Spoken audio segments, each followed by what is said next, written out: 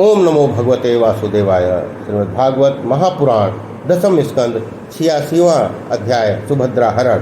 श्री सुखदेव जी बोले, हे राजा परीक्षित, अब मैं तुमको वह कथा सुनाता हूँ जिसमें अर्जुन श्री कृष्णचंद्र की बहन सुभद्रा को हर ले गए और भगवान श्री कृष्णचंद्र किस प्रकार मिथिला में जाकर रहे, वह भी कथा कहता हूँ। ये ध्यान देकर सुनो। देवकी की पुत्री कृष्णचंद्र की छोटी बहन जिसका नाम सुभद्रा था, जब वह विवाह करने के योग्य हुई तब वसुदेव जी ने कितने एक यदुवंशी और कृष्ण बलराम को बुलाकर कहा, अब कन्या ब्याहने योग्य हुई है, कहो किसे दें। बलराम बोले, कहा है ब्याह बैर प्रीति सम्मान समान के से करनी चाहिए। एक बात मेरे विचार में आई है कि यह कन्या दुर्योधन को दीजिए, जो जगत में यश और बढ़ाई को प्राप्त कीजिए। तब कृष्णचंद्र ने कहा, मेरे विचार से यह तो अर्जुन के साथ इसका विवाह किया जावे, इसी में कल्याण और यश की प्राप्ति है। सुखदेव जी बोले, हे राजन, बलराम जी के कहने पर तो लोग कुछ न बोले, पर कृष्ण जी के मुख ऐसी बात सुनते ही सब लोग बोले, हाँ हाँ, अर्जुन को कन्या देना अति उत्तम है। इस बात से सुनते ही बलराम जी खुनखुना कर वहाँ से उठ गए और उनका बुरा मानना देख सब चुप रहे। यह समाचार वीर अर्जुन को मिला, तब वह अपना सन्यासी का वेश धारण कर हाथ में कमंडल ले द्वारकापुरी में जाकर अपना अच्छा स्थान देख वहाँ मृगशाला बिछा सदृढ़ आसन पर बैठ गए। हे महाराज, एक दिन बलदेव जी भी अर्जुन को साधु जानकर उन्हें अपने घर भोजन करने के लिए लेवा लाए। जब अर्जुन भोजन करने बैठे तो चंद्रवदनी मृगलोचनी सुभद्रा उनके सामने दिखाई पड़ी। उन्हें देखते ही अर्जुन मोहित हो गए और उनसे न रहा गया। वे सबकी दृष्टि बचाकर उलट उलट कर बारंबार देखने लगे। साथ ही अपने मन में यह विचार करने लगे कि देखिए विधाता, कब जन्मपत्री की विधि मिलता है।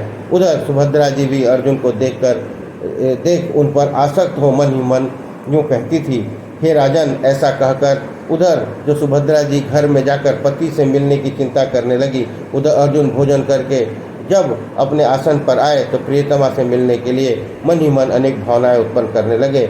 उनमें कितने एक दिन पीछे एक दिन शिवरात्रि के दिन पूर्ववासी क्या स्त्री क्या पुरुष नगर के बाहर शिव जी को पूजने गए। वहाँ सुभद्रा जी अपने सखी सहेलियों के साथ शिव जी का पूजन करने गई।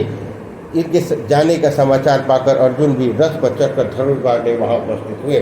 हे राजन, जब त्यों ही शिव जी ने पूजा कर सुभद्रा जी लौटी, त्यों ही उन्होंने देखा कि सारा संकोच त्याग कर अर्जुन ने हाथ पकड़कर सुभद्रा को उठा लिया और अपने रथ पर बिठा लिया और मार पकड़ लिया। हे महाराज, इस प्रकार बलराम जी को महाक्रोध से बकझक रहे थे।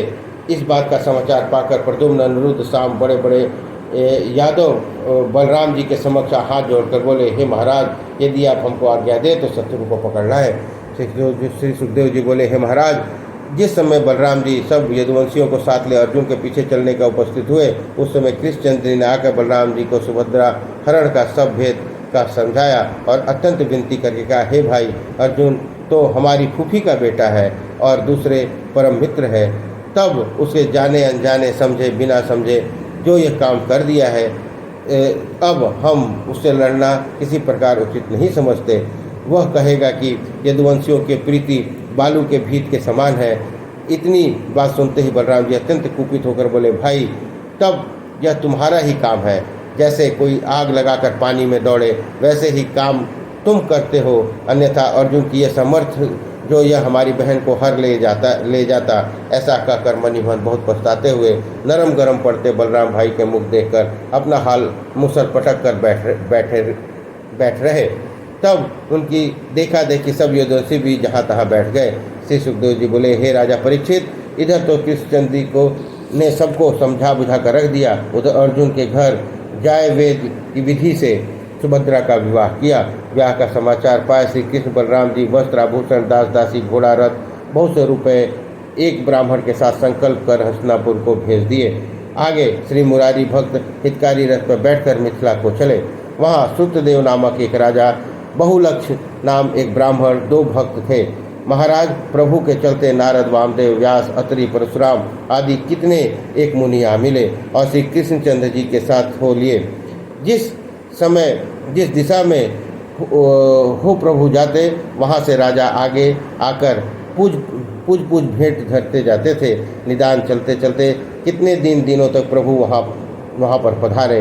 हरि के आने का समाचार पाकर वे दोनों भेंट ले कृष्णचंद्र जी के पास आए। प्रभु का दर्शन करते ही दोनों भेंट घर दंडवत कर हाथ जोड़कर समुख खड़े हो इतनी विनती करके बोले, हे कृपा सिंधु दीन बंधु, आपने बड़ी दया की है, जो हम जैसे पतितों का दर्शन दे पावन किया है, जन्म मरण को छुड़ा दिया।